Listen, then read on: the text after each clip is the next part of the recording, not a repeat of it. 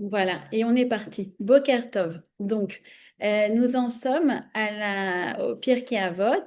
Nous en sommes au deuxième paragraphe, deuxième pérec du premier chapitre.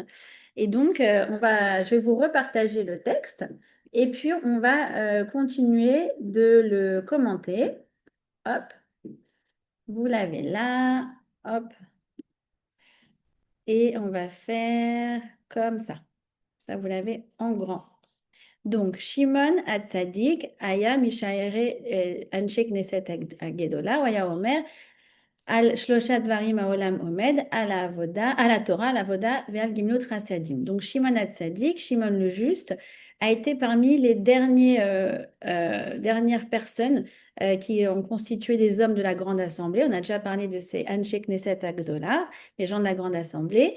Il disait, ou Aya Omer, le monde repose sur trois piliers.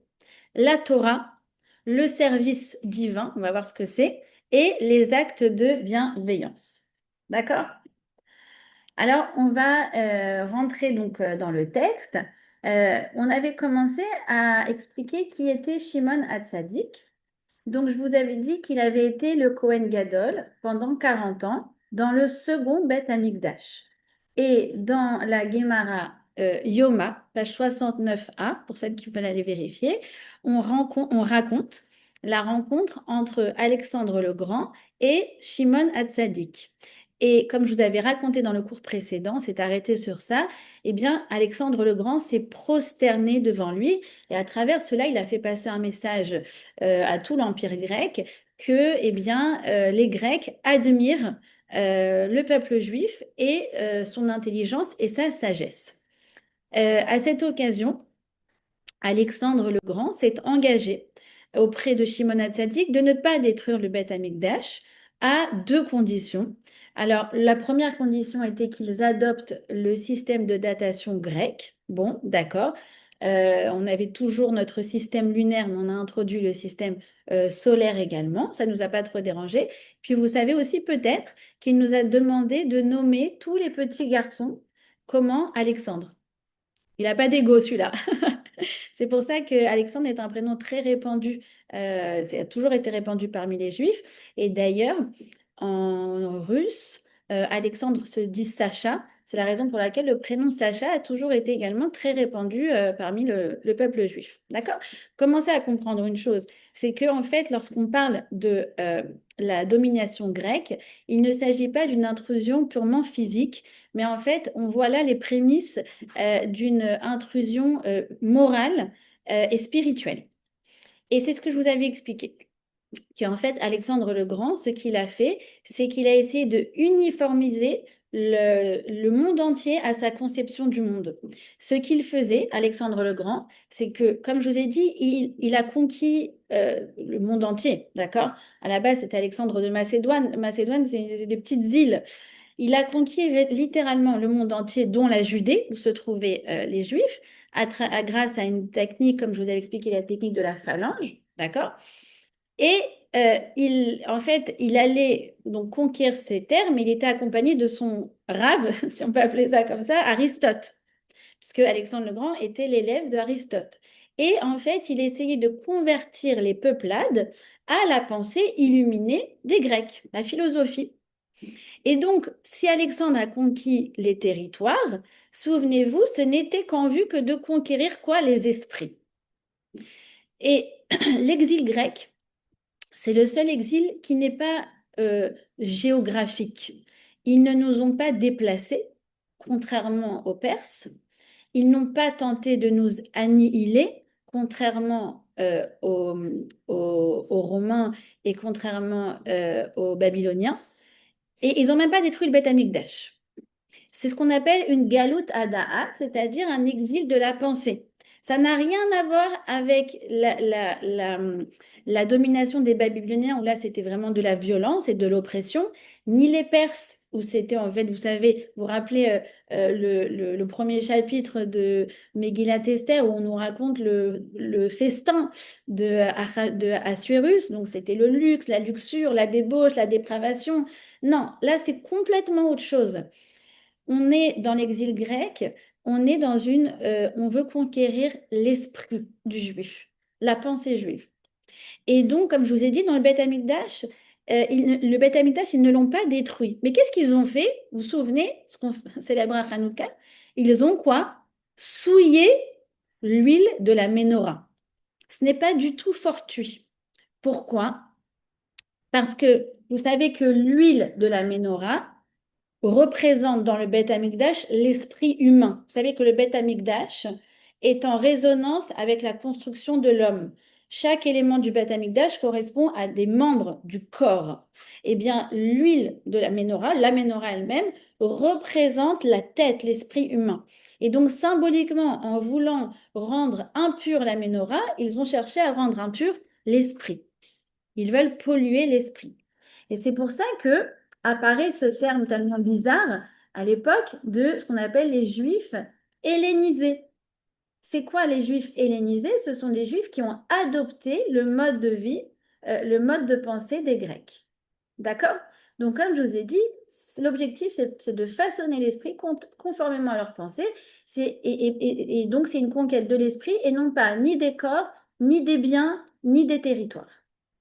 Shimon HaTzadik se trouve à ce moment-là, dans cette période tellement challenging, tellement, je ne sais pas comment dire autre chose que challenging, tellement qui défie vraiment le judaïsme, puisqu'en fait, il doit commencer à tout simplement faire de l'ordre, puisque les Juifs sont très séduits par la pensée des Grecs.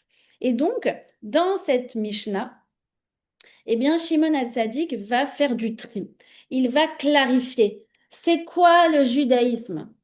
C'est quoi le judaïsme? Et le judaïsme, c'est trois choses. La Torah, les mitzvot et le chesed. Souvenez-vous, dans le premier chapitre de Pirkei Avot, on est toujours selon ce triptyque. La Torah, le regard que je porte sur moi-même. La avoda, c'est le lien que j'entretiens avec le Créateur, donc moi, le Créateur, et le chesed, c'est mon lien, donc la bonté, c'est le lien avec les autres. Et on va y aller donc pilier par pilier. On va commencer par celui de l'étude de la Torah. Et l'importance, comme vous le faites tous les dimanches matins, d'intégrer la Torah dans votre vie. Alors, le but de l'étude de la Torah, eh bien, c'est de se nourrir. Et euh, nos sages nous disent que pour l'étude de la Torah, il n'y a aucune limite.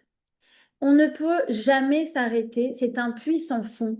Elle s'appelle d'ailleurs Yam, la Torah on l'appelle mer, parce que c'est une mer de connaissances dans tous les domaines, pas seulement spirituels, mais même les domaines géographiques, astronomiques, mathématiques. Je vous avais déjà dit que Hillel, un des descendants, Hillel Anassi, un des descendants de Hillel Azaken, il avait réussi à déterminer tout le cycle lunaire grâce à la Torah. D'accord? Comment il s'appelle? Pasteur, il a trouvé le principe de la vaccination. Où ça? Dans la Torah, pareil, dans le traité Yoma. D'accord? C'est un puits sans fond. Même les mathématiques, Pythagore, je vous assure, quand vous étudiez le traité Souka, bon, je ne l'ai pas étudié, mais en tout cas, mon mari me certifie que dedans, eh bien, le théorème de Pythagore, il s'y trouve bien avant Pythagore. D'accord? Donc, en fait, la Torah nous demande de surtout euh, mettre un temps réservé à la Torah. On va nous demander à 120 ans, vous savez, on va nous demander si on a été honnête dans les affaires. On va nous demander trois questions. Si on a été honnête dans les affaires, si on a espéré en la délivrance, est-ce qu'on attend la Géoula chaque jour? Et troisièmement, on va nous demander Kavata etim la Torah, est-ce que tu as fixé un temps d'étude à la Torah? Et le mot secret, le mot magique dans cette question, c'est quoi? C'est fixe. T'es-tu fixé? C'est-à-dire se dire que, par exemple, le dimanche matin, quoi qu'il, 9h30, je suis devant mon écran. C'est-à-dire que, je sais pas, quoi qu'il, le mardi soir, je vais à mon shiur de Torah. C'est-à-dire que quoi qu'il, le samedi matin, j'étudie la paracha toute seule avec mon livre à la maison. Chacune va avoir une manière, une forme d'étudier en fonction des résonances de sa neshama, mais le secret et l'importance, c'est quoi? C'est la fixité. Parce qu'à partir du moment où c'est fixe, d'abord, quand c'est fixe, comme je vous ai dit, toujours si c'est fixe, alors c'est génial, c'est régulier et ça commence à prendre vraiment de l'importance. Si j'étudie 1 heure par semaine depuis 4 ans, faites le calcul, 4 fois 50, ça fait 200 heures de limoud. C'est pas mal quand même, c'est sérieux. Pourtant, tu dis, bon, non, c'est que 1 heure par semaine. Oh, mais on arrive quand même à 200 heures de limoud de Torah. Premièrement, donc quand c'est fixe, eh bien, ça se concrétise réellement dans nos vies. Et deuxièmement, surtout si c'est fixe, ça montre qu'on lui donne de l'importance. Pourquoi? Parce qu'en fait, je donne sa place à mon limoud et ensuite, je vais mettre tout mon programme d'existence en fonction de ça. Et vous savez que je vous ai sûrement déjà dit que mon mari, j'aime bien l'appeler broker de Chavruta. Depuis 16 ans qu'on est en Israël, à chaque fois, avant même qu'on ait une synagogue, il croisait quelqu'un, il disait, tu étudies la Torah? Alors la réponse était rarement oui. Le Tel Aviv de l'époque n'est pas le Tel Aviv d'aujourd'hui. Et quand la réponse était non, ce qui était souvent le cas, il disait, OK, alors qu'est-ce que tu veux étudier? Quand je te mets, je t'organise ça, je te trouve. Et il faisait comme ça des mises en relation. Et parfois, les hommes répondaient, bah non, moi je peux pas, je travaille. Et mon mari leur a toujours dit ça. Il leur a dit, fixe ton limoud, fixe ton heure d'étude, choisis ce que tu veux. Le lundi, le mardi, le mercredi, le matin, l'après-midi, le soir, le sujet que tu veux, ce que tu veux, la fréquence. Ça peut être 1 fois par semaine, 2 fois par semaine, ça peut être tous les jours. Tu choisis toi. Par contre, après, tu organises ton travail en fonction de ton limoud Torah. Et il m'a dit que, honnêtement, il a assisté à des miracles de gens qui ont fixé d'abord le limoud en se disant, oh là là, mais je vais arriver tard au travail, ça va être la galère. Et puis tout d'un coup, le boss qui dit, ah mais finalement, j'ai besoin de te changer tes heures, j'ai besoin que tu arrives 1 heure plus tard. Enfin, mais des trucs absolument incroyables. Et parfois, quand c'est quelqu'un qui cherchait du travail, Marie lui a dit, à chaque fois il dit ça, il dit, fixe ton limoud, le travail va suivre. Et je vous assure, chaque semaine, il revient avec des histoires plus incroyables les unes que les autres où les gens ont fixé le limoud et 3 jours après, ils ont eu une offre de travail.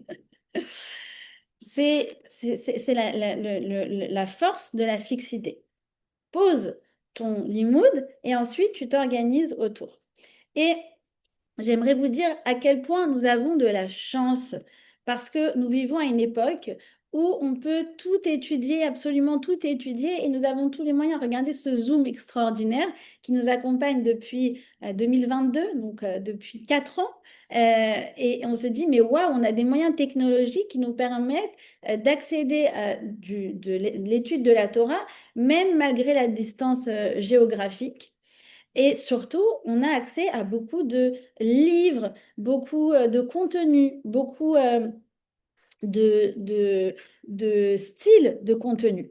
J'aimerais vous raconter cette petite histoire que j'ai relue ce matin dans ce livre merveilleux qui s'appelle L'Igdol. Alors, je vous le montre. Comment ça marche? Voilà, là, vous le voyez bien. C'est un livre en hébreu. Je pense qu'il faut absolument qu'il soit traduit en français parce que c'est des pépites. Et en fait, celui-là, c'est sur Pirkei Avot. Il y en a d'autres. Par exemple, celui-là, c'est sur la paracha. D'accord? Il y en a 4 en tout. Paracha, c'est le premier. Ensuite, Pirkei Avot, c'est le deuxième. Le troisième, c'est sur la Chassidoute. Et le quatrième, il a été écrit après le 7 octobre et c'est que des histoires de résilience. C'est des livres qui ont été compilés par la journaliste Sivan Rav-Meir. Et c'est des petites histoires très attendrissantes, mais avec toujours une très, très belle morale. Moi, mes enfants, ils s'endorment toujours avec ça. Pourtant, j'ai beaucoup de livres à la maison, mais ceux-là, c'est le must.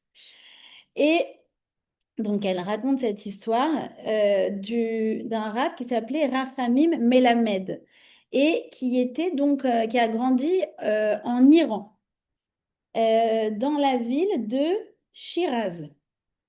Et il raconte euh, que donc le Rav Menachem Melamed a fait son alia à l'adolescence, quand il était jeune. Euh, et il est devenu quelqu'un de très, très investi dans les synagogues, les keilot. Il donnait des conférences, des cours.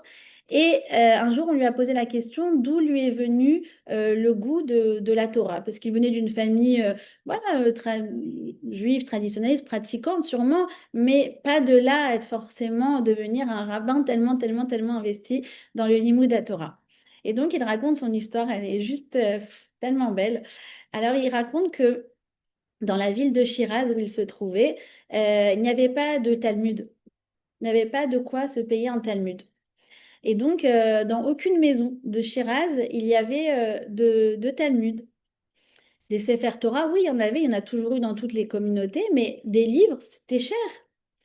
Et donc un jour, la communauté a dit, bon, c'est vrai que pour chaque famille, c'est trop cher d'acheter un Talmud, mais ce qu'on va faire, c'est qu'on va tous se cotiser, toutes les familles juives de la ville de Shiraz, on va faire une collecte et nous allons acheter le Talmud qu'on pourra mettre à disposition de tous les juifs de la ville. Et donc c'est ce qu'ils ont fait. Ils ont commandé un livre de Eret Israël, vous imaginez-vous, c'était il y a 100 ans. D'accord? Et donc, après quelques mois d'attente, le fameux chasse, le fameux Talmud arrive dans la ville de Shiraz. Et là, il raconte, mais c'était la fête. Ils ont chanté, ils ont dansé, ils ont sorti des instruments de musique. Tout le monde a dansé autour de ces traités de Talmud qui sont arrivés comme les plus beaux invités de la ville de Shiraz. Et cette journée a été très, très marquée dans son cœur de voir tous ces adultes, voilà, qui d'habitude sont très, très sérieux, qui sont pas du genre à s'enthousiasmer pour un tout, ou pour un rien, pour un oui, pour un oui, pour un non, pardon. Et là, donc, c'est l'enthousiasme dans le village. Et finalement, ils se disent, mais où est-ce qu'on va faire reposer ce Talmud? Et puis, ils trouvent un compromis. Ils décident que chaque famille prenne chez elle un traité du Talmud. Et donc, finalement, chacun repart avec son traité. Puis il rentre chez lui le soir et il se dit, mais c'est quand même incroyable. C'est quoi cette chose qui a fait que les gens étaient tellement enthousiastes? Tellement, tellement enthousiaste, ça doit être quelque chose de très, très précieux avec beaucoup de valeur. Et donc, il a commencé à étudier le Talmud qui se trouvait chez lui. Et il a étudié, étudié, étudié, il a adoré, et il a fini le volume. Alors, finalement, qu'est-ce qu'il a fait? Il s'est dit, mais comment je vais faire, moi? Il faut que je continue, j'ai tellement aimé. Et donc, en fait, il raconte qu'il allait de famille en famille, de mois en mois, emprunter à chaque fois le nouveau traité de Talmud. Et il avait les yeux qui s'extasiaient devant ces nouveaux traités. Et en fait, il a fini à chaque fois un traité jusqu'à ce qu'à la fin, ils finissent les familles de tout le village et qu'ils finissent absolument tout le chasse. Et donc, c'est ça, ce qui lui a donné en fait le goût du limoud, le goût de la Torah. D'accord? Ça veut dire que nous, on aime étudier, on appelle ça l'ilmot Torah lishma, étudier la Torah pour elle-même, pour le kiff que ça nous procure. C'est pas moi qui dis kiff, c'est Rashi. Rashi, il dit que en fait, le top du top du top, c'est d'étudier la Torah juste pour la simcha, pour la joie que ça nous procure. Et évidemment que ça nous fait travailler, c'est ce qui est la base de tout le développement personnel, relationnel et spirituel de chacun d'entre nous, mais ne serait-ce que pour la joie d'étudier. Et il y a jamais de fin, comme je vous ai dit, il y a jamais de fin. Je vous raconte une petite blague, c'est un président de synagogue qui engage un nouveau rabbin. Et il constate que chez lui, les lumières le soir sont toujours, toujours, toujours allumées. Et un jour, il se pose la question, parce que c'est quand même le président de la synagogue qui paie l'électricité du rabbin. Alors il lui dit, mais je peux savoir pourquoi à chaque fois vos lumières elles sont allumées jusqu'à 1 h ou 2 h du matin? Alors le Rav dit, bah oui, c'est normal, moi j'étudie la Torah. Bon, et le Rav reste quelques années dans cette synagogue, puis finalement il doit partir, et donc le président doit engager un nouveau rabbin, et il met une annonce. Et dans l'annonce, il dit, nous cherchons un nouveau rabbin, mais cette fois-ci, s'il vous plaît, un rabbin qui a déjà terminé ses études. D'accord?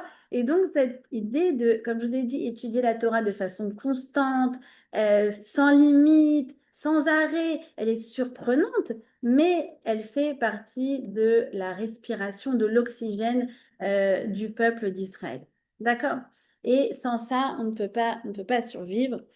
Euh, Vous connaissez sûrement l'histoire de Rabbi Akiva, où en fait, à l'époque justement des Grecs, eh bien, les Grecs nous avaient interdit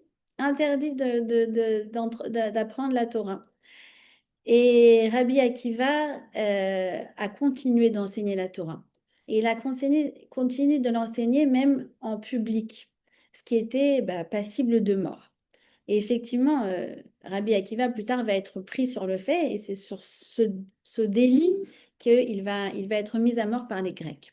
En tout cas, quoi qu'il en soit, il continue de transmettre et d'enseigner, il y a, vous savez, Papouz Ben Yehuda, c'était pareil, un juif hellénisé, qui se moque de Rabbi Akiva, et qui lui dit, mais enfin, si tu étudies si on étudie la Torah, on va tous mourir. Qu'est-ce que tu nous fais là, Akiva?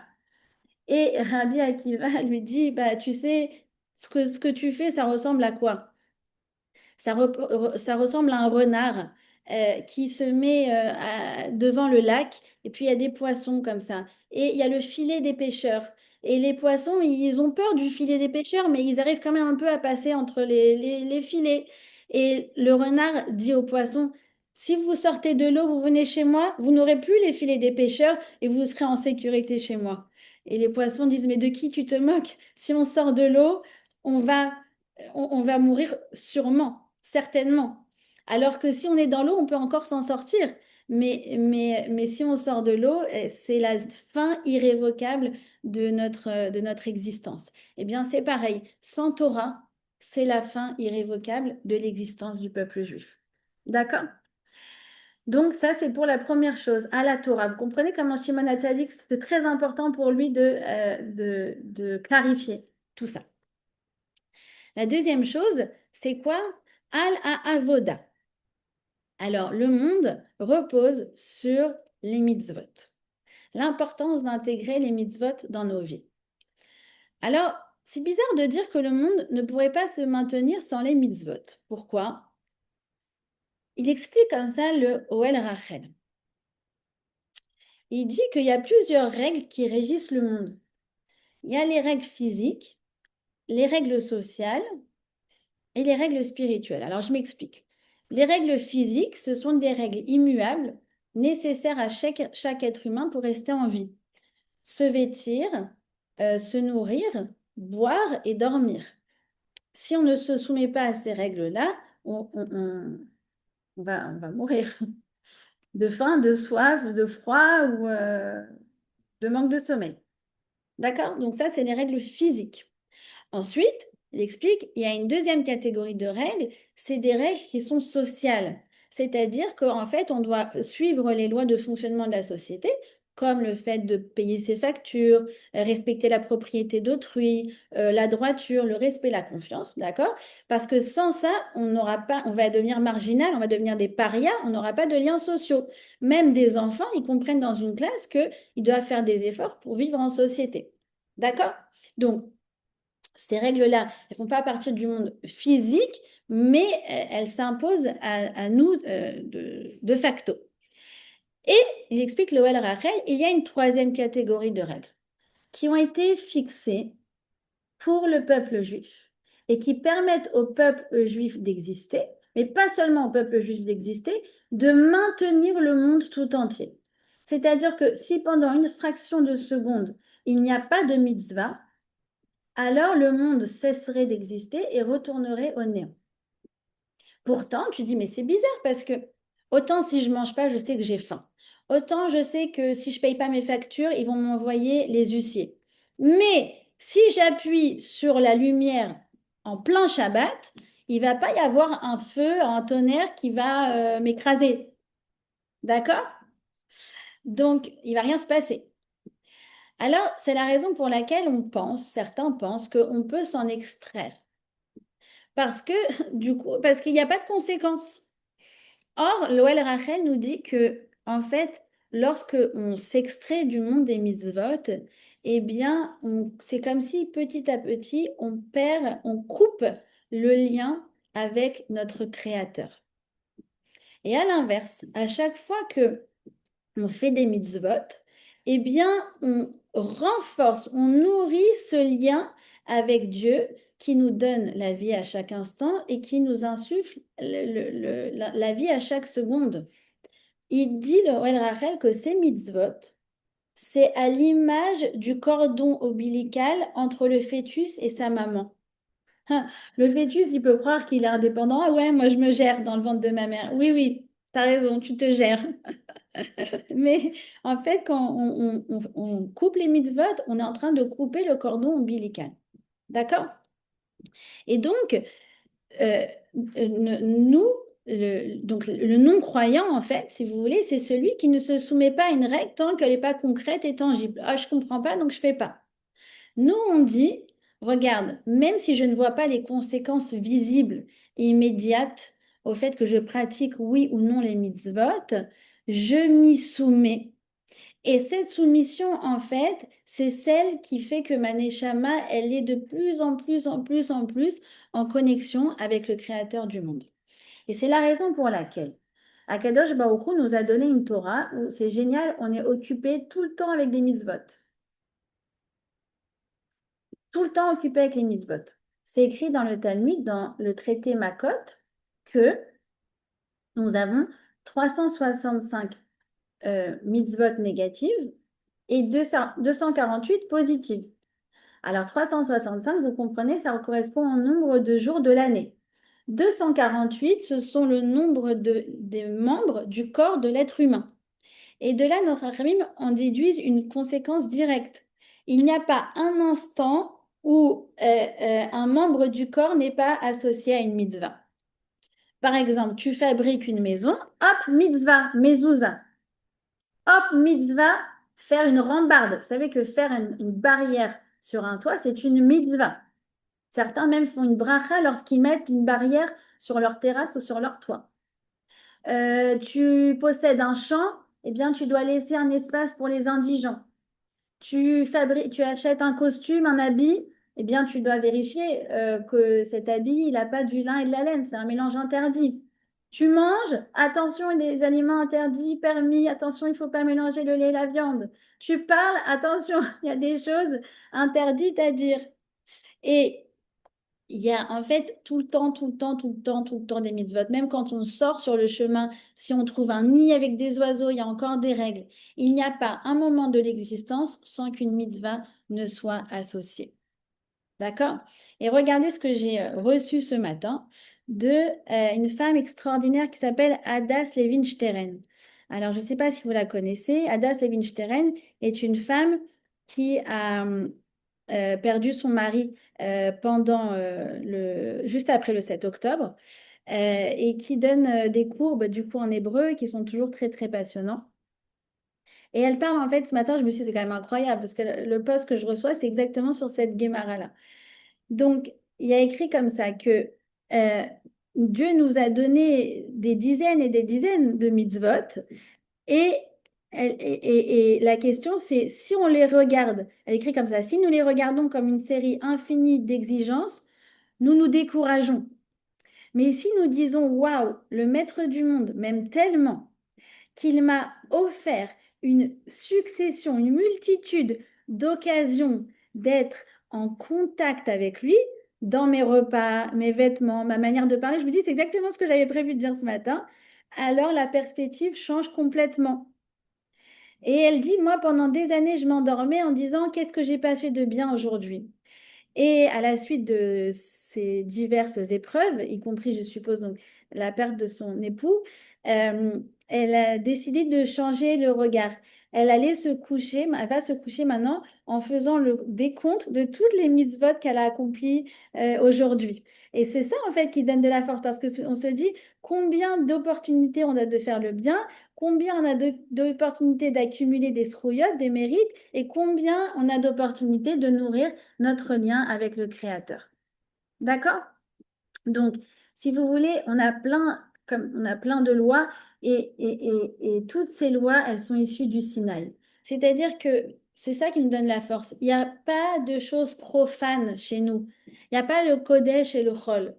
Nous, on peut tout rendre Kodesh. Je vous le dis tout le temps. Je sais que je me répète pour certaines, je suis désolée, mais c'est tellement extraordinaire de se dire ça que quand je paye mes factures, je vous ai déjà dit, je fais une mitzvah, il faut la dire quand vous payez la facture. C'est Ve'asitem atov ve'ayashar be'ene Hachem et tu feras le bien aux yeux d'Hachem. Il faut le dire, quand tu cliques, ça devient mitzvah parce que c'est à nous de transformer le profane en mitzvah par la kavana. Que on traverse la route, on met la ceinture ou on traverse sur le passage piéton, c'est Venishmartem me'ol et nafshot techem. Tu respectes ta vie, tu fais attention à ta vie. Ta mère te dit, s'il te plaît, tu peux aller me faire une course, mais bien sûr, et tout le chemin, t'es là, tu fais, je fais une mitzvah de kibbout horrible, je fais une mitzvah de kibbout horrible. Il y en a qui disent, oh, je dois aller à la boucherie, c'est pénible, ça me saoule, c'est dimanche, mais j'avais plein de trucs à faire. Non, je fais une mitzvah de kibbout horrible, tu te le répètes, tout le temps que tu es à la boucherie, le temps que tu reviennes. Euh, Remettre un objet à son propriétaire. Ah, tiens, je crois que tu as oublié ton livre chez moi, je te le ramène. Mais ça, c'est mitzvah de Ora Ita à Shevat Aveda, rendre un objet à son propriétaire. C'est une mitzvah aussi grande que écouter le chauffard à Rosh Hashanah. C'est du même acabit, c'est du même ordre.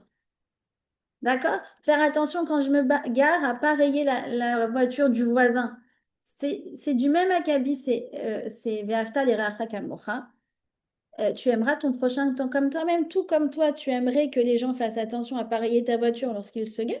Eh bien, toi, tu fais la même chose avec quelqu'un que tu ne connais pas en plus. Eh bien, c'est comme dire schéma Israël avec beaucoup de ferveur.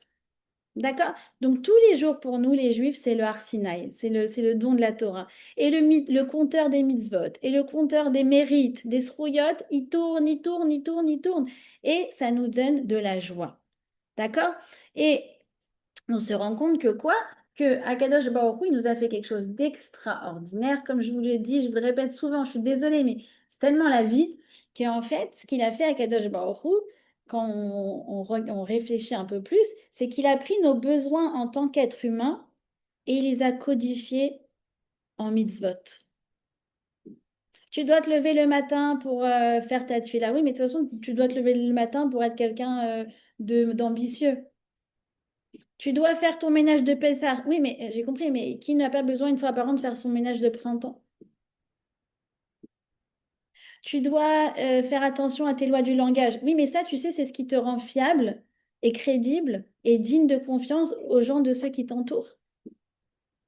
C'est-à-dire qu'en fait, tes besoins, il les a codifiés en mitzvah pour te donner des mérites, pour te donner des srouillottes. C'est-à-dire que si on s'était cassé la tête et on s'était dit, nous, en tant qu'être humain, sans avoir reçu la Torah, ah, mais qu'est-ce qu'il faut comme chose, comme règle pour être quelqu'un de bien, quelqu'un qui se surpasse, quelqu'un de droit, on serait arrivé aussi à ces mitzvot-là. Et Akadosh Baruch Hu, il nous a devancé. Non seulement il nous a donné les règles avant même qu'on réfléchisse, ça veut dire qu'il nous a mâché le travail, il nous a dit, regarde, voici les règles pour être quelqu'un de bien, pour être quelqu'un d'honorable, pour avoir du kavod, pour se sentir bien avec soi-même. Toutes les règles, comme vous avez dit, de développement personnel, comme elle a dit elle. Mais en même temps, vu que tu le fais parce que c'est écrit dans le Sefer Torah, ça te donne des mérites. Je vous dis, c'est comme si le diététicien, il vient voir le patient et il lui dit, voilà les règles du régime pour votre programme de perte de 5 kilos.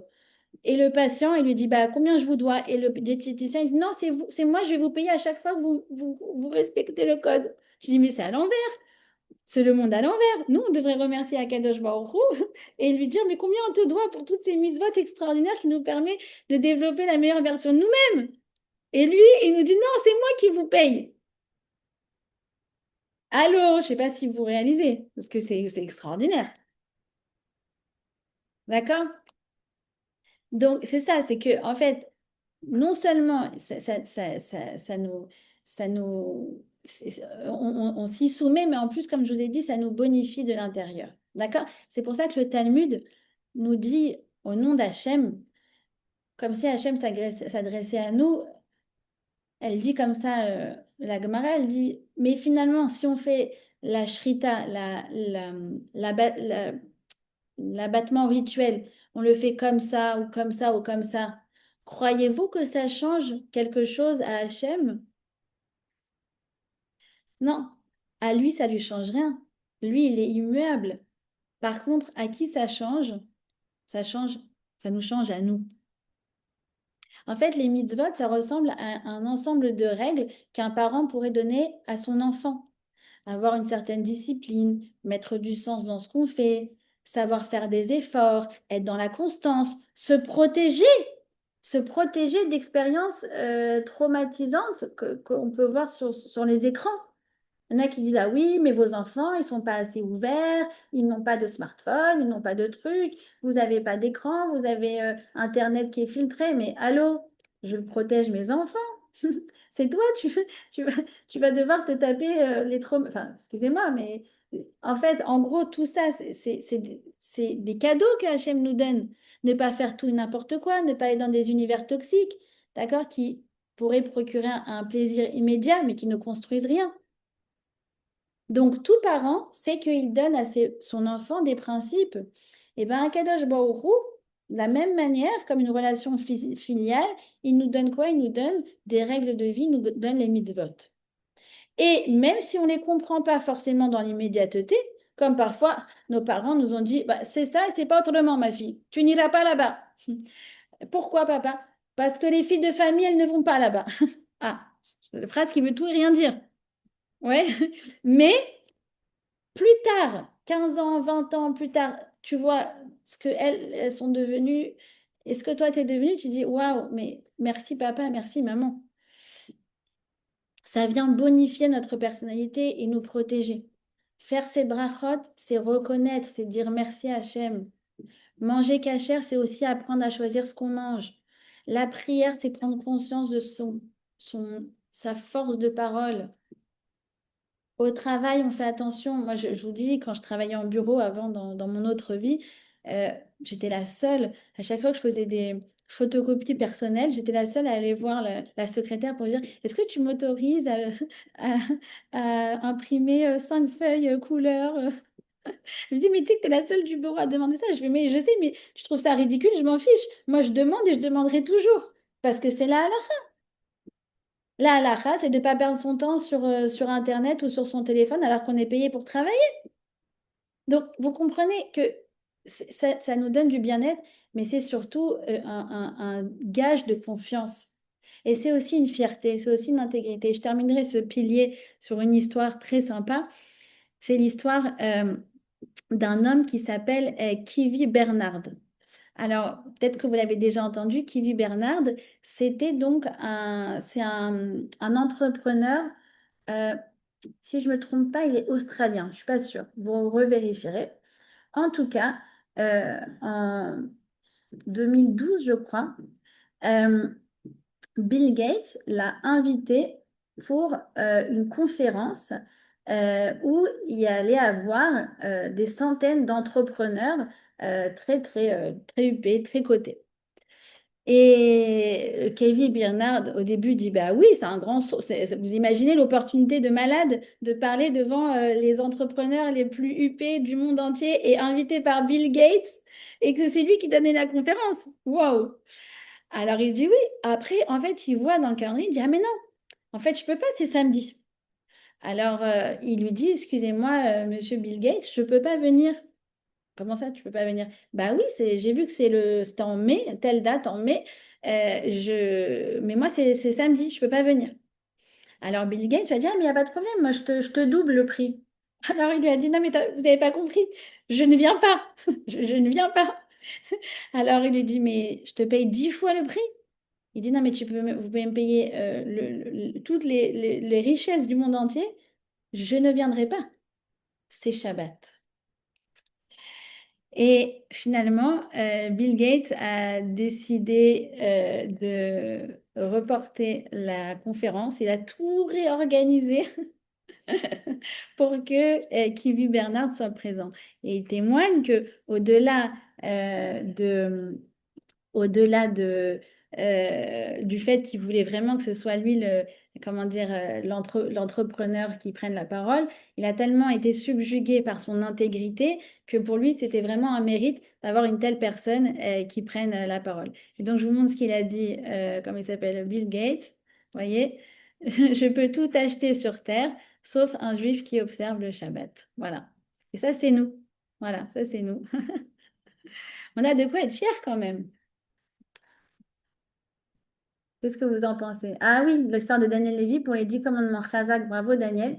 Je me rappelle très très bien parce que j'étais une fan de Daniel Lévy quand j'étais jeune et je m'en rappelle effectivement que quand on lui a proposé de chanter la comédie musicale Les 10 commandements, donc c'était l'opportunité de sa vie parce qu'il a toujours été très très talentueux Daniel Lévy, mais jamais très très connu. Et quand on lui a proposé ça, c'était la chance de sa vie. Et quand il a dit au producteur, mais je ne chanterai pas ni le vendredi soir, ni le samedi soir d'été, ils l'ont pris pour un fou. On dit, mais c'est l'opportunité de ta life. Et il a dit non. Il a dit non. Voilà. Donc voilà, c'est aussi notre fierté. Alors, on va embrayer avec le Gemilut Chasadim, le chesed, la bonté. Alors, on a déjà pas mal traité ce point quand voilà, on avait parlé du chesed dans le Chod Sadikim, mais on va encore un petit peu approfondir. Vous vous souvenez que le Rambam, dans Moreh Nevochim, dans le Guide des égarés, euh, dit qu'il y a trois formes de dons. D'accord? Vous vous souvenez, il y a Tzedek. Tzedek, c'est je paye ce que je dois, par exemple rembourser une personne ou rembourser des dommages et intérêts. D'accord? Ensuite, il y a Tzedaka. Alors, Tzedaka, c'est je vois quelqu'un et qui me demande de l'aide ou qui me témoigne un besoin d'aide et je réponds présent. D'accord? Et puis après, il y a Chesed. Alors, Chesed, c'est quoi? C'est se lever un matin et se dire, mais qu'est-ce que je peux faire pour aider les gens autour de moi? D'accord? Alors, aider, comme je dis toujours, c'est pas seulement donner de l'argent, c'est prêter une oreille, prêter de l'attention. Ça peut être donner un conseil, par exemple, donner un conseil pour un professionnel, un architecte, un médecin, d'accord? Ça, ben, en fait, normalement, ça devrait se monnayer et certaines personnes le font gratuitement pour des associations, d'accord? Par exemple, ma sœur qui est architecte, ça lui est arrivé à 2 reprises de faire les plans du Bet Rabad. Le premier, c'était quand elle habitait à Londres. Elle a fait les plans du Bet Rabad qui se construisait. Et après, retour sur Paris, elle a été encore sollicitée par le Bet Rabad et elle s'est fait un plaisir, voilà, gratuitement de mettre ses compétences au service de la synagogue. Et d'ailleurs, entre parenthèses, pour la petite histoire, il y a le Rav de Neuilly qui lui a dit, mais c'est quand même incroyable que 2 fois vous avez été sollicité pour fabriquer un Bet Rabad. Alors, ma sœur a dit, bah, vous savez, ma grand-mère a donné sa maison, leur résidence secondaire à Kéredine en Tunisie, l'a donnée au Rav Pinson pour en faire un Bet Rabad. Alors, il a dit, bon, bah, voilà, c'est le mérite des grands-parents. Ça fait que, Baruch Hashem, vous avez le mérite de participer 2 fois à une construction. D'accord. Donc, c'est ça. C'est donné. Il y a des gens, par contre, qui ne savent pas le faire. Vous connaissez peut-être cette petite histoire, une petite blague. Dans un cocktail, il y a un homme qui pose une question à un avocat. Alors, il dit, ah, maître, j'ai une petite question juridique, ça prend 1 minute. Alors, il lui pose la question, l'avocat lui répond en 3 phrases, et le lendemain, il reçoit une facture, consultation, 3 phrases, 300 euros. Alors l'homme, il appelle, il lui dit, mais attendez, j'ai une question là. 300 euros pour 3 phrases, c'est quand même beaucoup quand même, pour 1 minute. Alors l'avocat, il lui dit oui, oui, c'est exact, je vous ai facturé ça. Et d'ailleurs, pour la nouvelle question que vous venez de poser maintenant par téléphone, ça vous coûtera aussi 300 euros, je vous envoie la facture demain. D'accord? Donc, bon, on a toutes sortes d'occasions en fait de rendre service. Gemilut Chassadim, le chesed, c'est aussi réjouir les mariés, venir à un mariage et danser avec les mariés, témoigner sa sympathie, lo alenu, aux endeuillés, d'accord? Rendre visite à des malades, préparer à manger à une femme qui a accouché, d'accord? Donc tout ça, c'est ça faire du chesed, d'accord? Donc comme on a expliqué, le chesed, c'est pas une manifestation de l'extérieur qui évoque chez moi un sentiment de pitié, qui fait que je me dis, oh, bah mince, lui, j'ai vu, il s'est arrêté sur le bas-côté et puis il cherche quelqu'un pour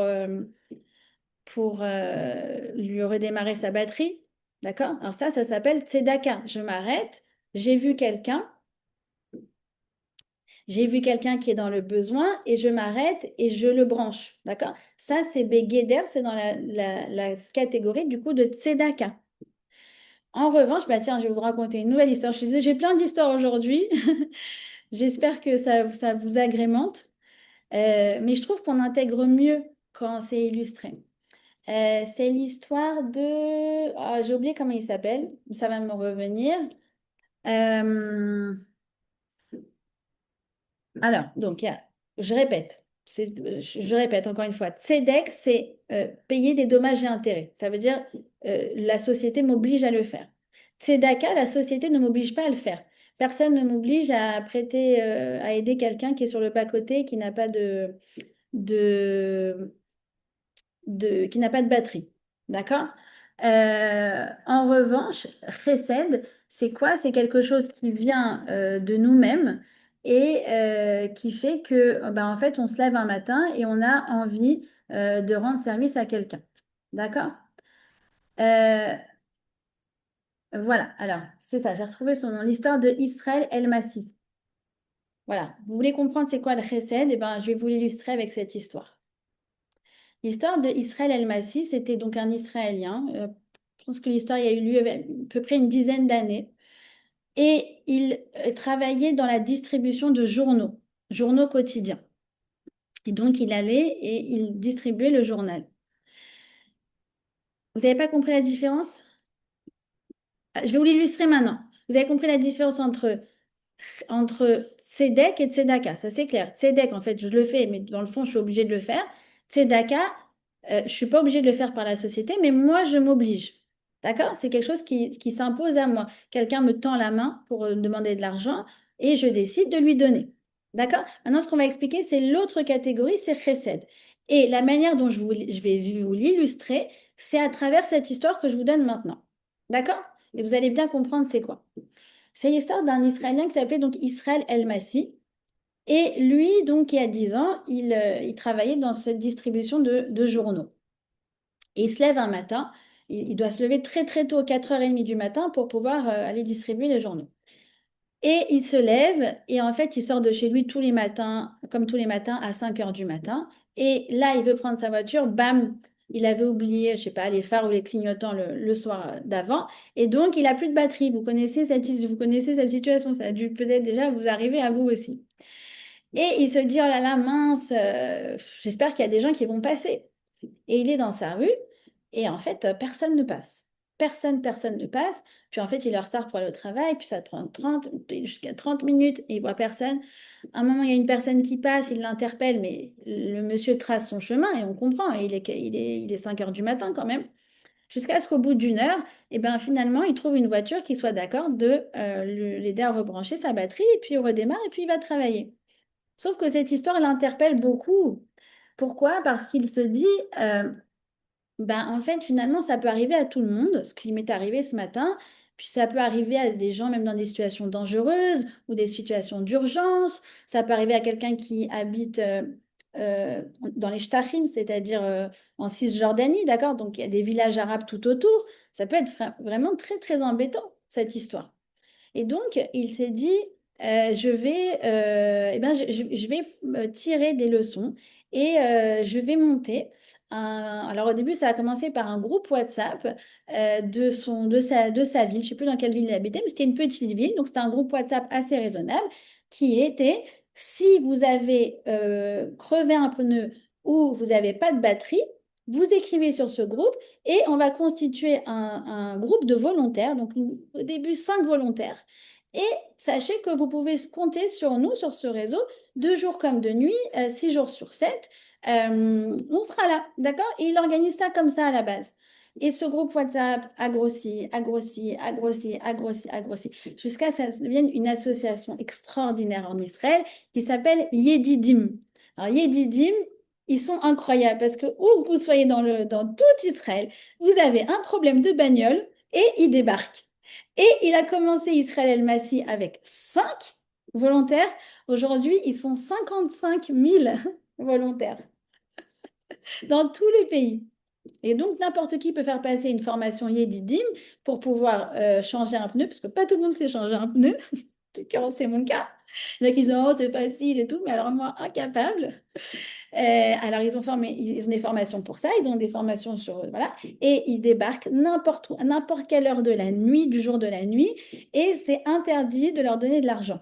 Parce que nous, à chaque fois, parce qu'on a su souvent recours à Yedidim, parce qu'on a un peu des oiseaux, nous, on laisse à chaque fois le phare allumé, le truc allumé. Et donc, à chaque fois, on leur disait, ben, vous voulez pas, on vous donne 50 shekels, merci beaucoup d'être venu. Non, on prend rien, on prend rien, on prend rien. Et donc, voilà, ce qu'ils ont accepté en général, c'était un petit gâteau, du boulot ou des chocolats d'amiel. Bon, ça, ils ont dit OK. Et c'est ça, Chesed. Chesed, c'est de dire que, bah, il n'y a rien, il n'y a personne qui m'a demandé de faire ça, en fait. Mais moi, j'ai une envie à l'intérieur de moi de venir donner aux autres. C'est-à-dire que contrairement à la tzedaka, c'est en fonction du manque. Je vois un manque, hop, je décide de le remplir. Mais là, il dit, je crois, le Maharal, c'est pas en fonction d'un manque, c'est en fonction d'un débordement. J'ai beaucoup d'argent, je veux le donner. J'ai beaucoup de temps, je veux le donner. J'ai une expertise, je veux la partager. J'ai des forces, je veux les investir. J'ai du savoir, je veux le donner. D'accord? Et donc, ça, c'est, si vous voulez, c'est Chesed. Euh, et, et donc, c'est ce qui fait, donc, comme vous avez dit, j'adore tous vos commentaires, Rugby Israël, Rugby Israël. Ouais, c'est magnifique, hein, c'est magnifique. Mais si vous saviez, j'ai fini la biographie du fondateur de Hatzalah, de Yehoud Hatzalah. J'en ai pleuré, les filles. Alors, je suis désolée, il n'existe pas en français, il faudrait le traduire aussi, je l'ai lu en anglais. Mais c'est, voilà, c'est encore une fois, c'est le même genre d'histoire. Comment il s'appelle ah bah son nom m'échappe, pourtant j'ai lu tout, j'ai lu son livre. Je vais vous le sortir 2 secondes.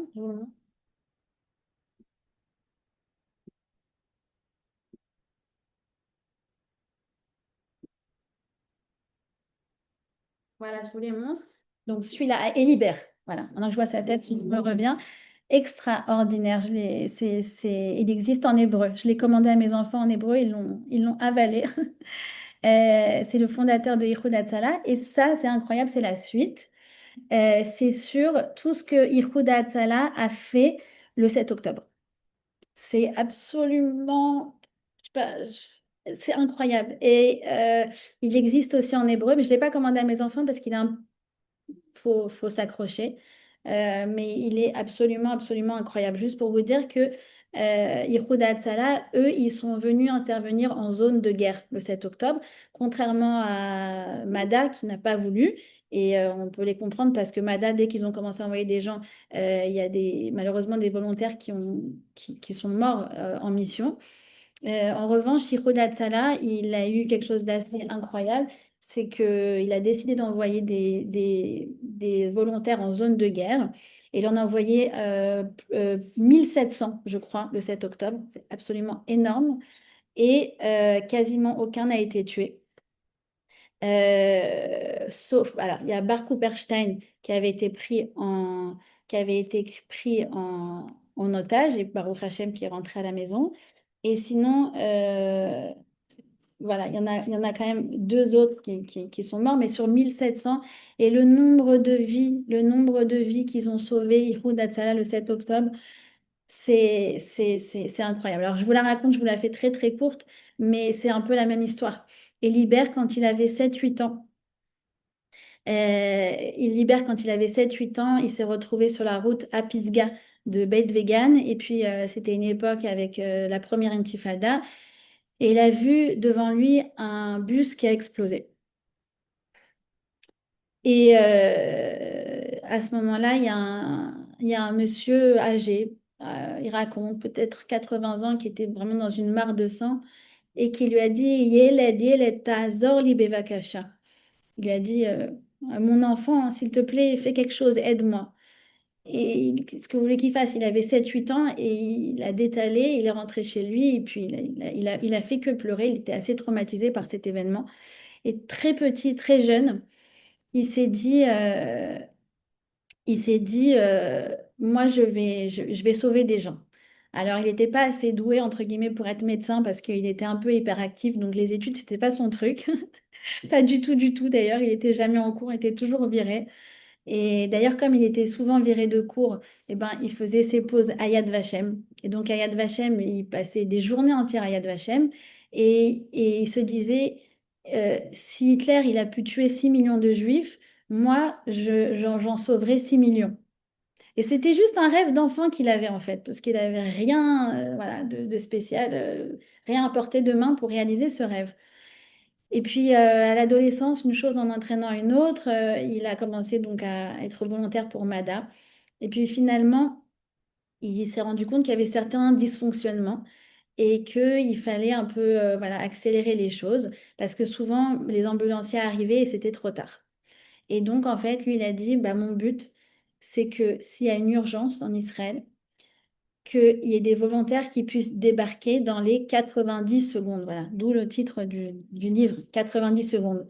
Qu'il y ait un numéro de téléphone où en 1 minute et demie, une fois qu'on a reçu le coup de fil, il y a quelqu'un qui soit là chez la personne pour lui sauver la vie. Et il a commencé avec 2 radios qu'il a fait venir clandestinement des États-Unis. Et à partir de 2 radios, il a monté voilà, un empire de chesed où il y a voilà, des dizaines de milliers de volontaires et son rêve s'est réalisé, puisque si vous appelez aujourd'hui Ihud Hatzalah ou MADA, parce que maintenant ils travaillent ensemble, eh bien, en 1 minute et demie, vous avez quelqu'un qui vient pour vous sauver la vie. Voilà, ça c'est le chesed. C'est prendre un rêve, parfois c'est un rêve d'enfant et se dire, ok, j'ai tout ça et maintenant je vais le partager. Voilà.